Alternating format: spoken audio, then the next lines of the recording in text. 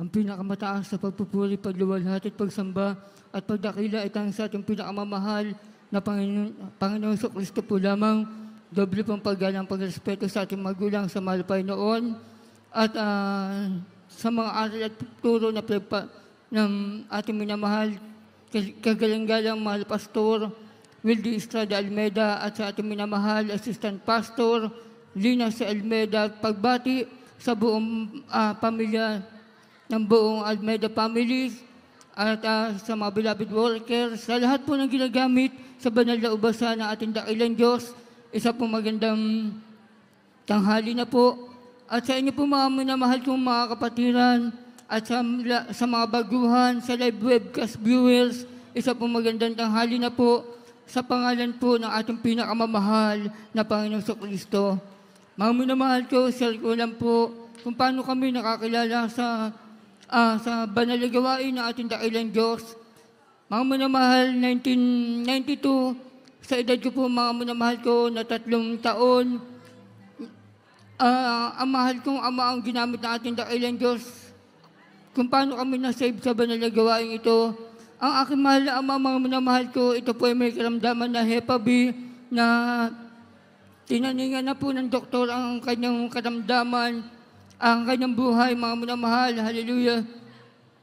At alam niyo po mga minamahal ko, sa bawat manggagamot na nababalitaan namin na magagaling, mahuhusay, dinadala po namin doon ang aking mahal na ama at ibinibintang po namin ang aming mga ari-arian upang gumaling, mapagamot ang aking mahal na ama. Subalit wala pa rin pong kagalingan ito hanggang sa edad ko po mga minamahal na mag-4 na taon. Ako po mga minamahal ko ay nitrabaho din sa Carnival, kung saan mga minamahal ko, ako yung pinapanood ng mga tao. At hindi lang yan mga minamahal ko, hallelujah. Nung ako yung magkasakit mga minamahal, ako po ay inalis, inuwi ng aking nanay sa aming tahanan. At nang pagkalipas po mga minamahal ng mga ilang araw, dumating ang aking mahal na lola sa aming tahanan at nakita niya po ang aking mahal na ama. At ang sabi niya po, mga minamahal ko sa aking magulang, sabi niya po sa aking mahal na ina, ang iyong asawa may pag-asa pa, dumalo kayo, sumama kayo sa Jesus Miracle Crusade International Ministry. Hallelujah. Dito raw po mga minamahal, nagpapagaling ng mga karamdaman, nagbabago ng buhay. Praise the Lord. Hallelujah. Alam niyo po mga minamahal ko, hindi po nagdalawang isip ang aking mga magulang. Agad po silang sumama sa aking mahal na lola. At tinanggap nila ang ating pinakamamahal na Panginoong Kristo. Nagpabautismo po sila sa tubig sa pangalan ng ating dakilang Diyos. At pagkatapos po mga minamahal ko, mabautismo ng aking mahal na ama, stand po, pinagaling po ng ating pinakamamahal. Oh, hallelujah! Hallelujah! Yung sabi ng doktor, mga minamahal, na 3 buwan na lang po ang itatagal ng aking mahal na ama. Ngayon po mga minamahal, 33 years buhay, malakas po ang aking mahal na ama. Hallelujah! Napakabuti na ating dakilang Diyos. At hindi lang yan mga minamahal sa pagpatuloy namin sa pagdalo sa banal na gawain ng ating dakilang Diyos. Hindi po lahat mga minamahal ko sa paglilingkod sa ating dakilang Diyos ay laging rosas.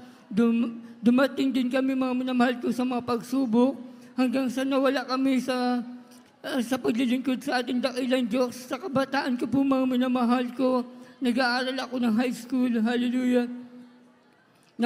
Pagkatapos ko po mga minamahal ng high school, gusto ko po mag-college. Ang sabi ng aking magulang, hindi na po nila ako kayang pag-aralin dahil hindi naman daw po ako makapagtrabaho, hindi naman daw po ako matatanggap dahil daw po sa aking kapansanan. Alam niyo po mga minamahal ko, hallelujah. Ako po nagkaroon ng sama ng loob sa aking mga magulang at ako po nabarkada rin. Ako po sa pagbabarkada po mga minamahal, ako po nakatikim din ng nagiinom na rin po ako mga minamahal ko. Hanggang sa ako po mga minamahal ko ay nagkaroon ng karamdaman na sakit sa baga. Dahil diyan po mga minamahal ko, sabi nung humingi ng tulong yung aking magulang sa aking mga tiyuin, sa mga aking tiyain.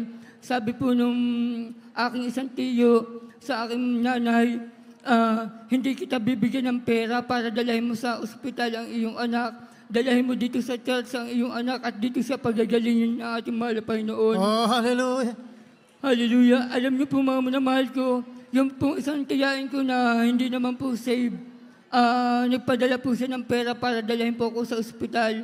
Pagdating ko po mga minamahal ko sa ospital, tinurukan po ako ng mga gamot hanggang sa hindi na po ako makalakad, hindi na po ako makatayo.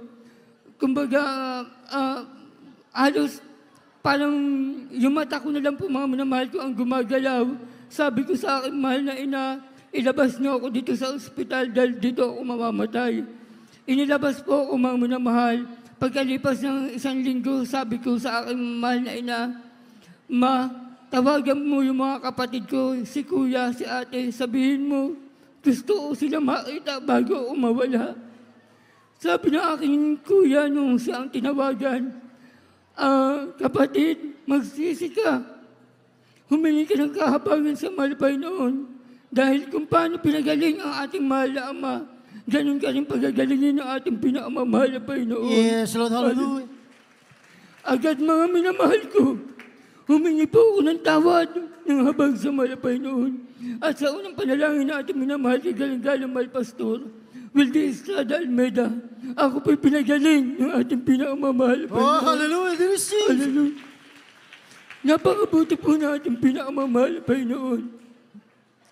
At hindi lang yan mga minamahal ko. Hallelujah. Sabi nga po, kung nakikita niyo po ako mga minamahal ko, lalo na po yung mga baguhan, mga minamahal ko, ako po ay, kumbaga, kung alam niyo po yung luno, ganun na ganun po ako mga minamahal ko. Subalit sabi ng preacher, dalahin daw po ako mga minamahal ko sa Manila. At hallelujah, ilalans na po ako ng ating minamahal ko galang-galang mahal Pastor. Alam niyo po mga minamahal ko, pagdating ko nga po dito sa Metro Manila, nilans po ako ng ating minamahal ko galang-galang mahal Pastor, Wilde Estrada Almeida. Naririto po ako sa inyong harapan, nakakapagsalita, nakakatayo mga minamahal ko. Hallelujah, hallelujah, praise the Lord. Mga minamahal ko, hanggang dito na lang po, ang lahat ng kapurihan at pasasalamat at pagdakila ay tanging sa ating pinakamamahal na Panginoong Kristo po lamang.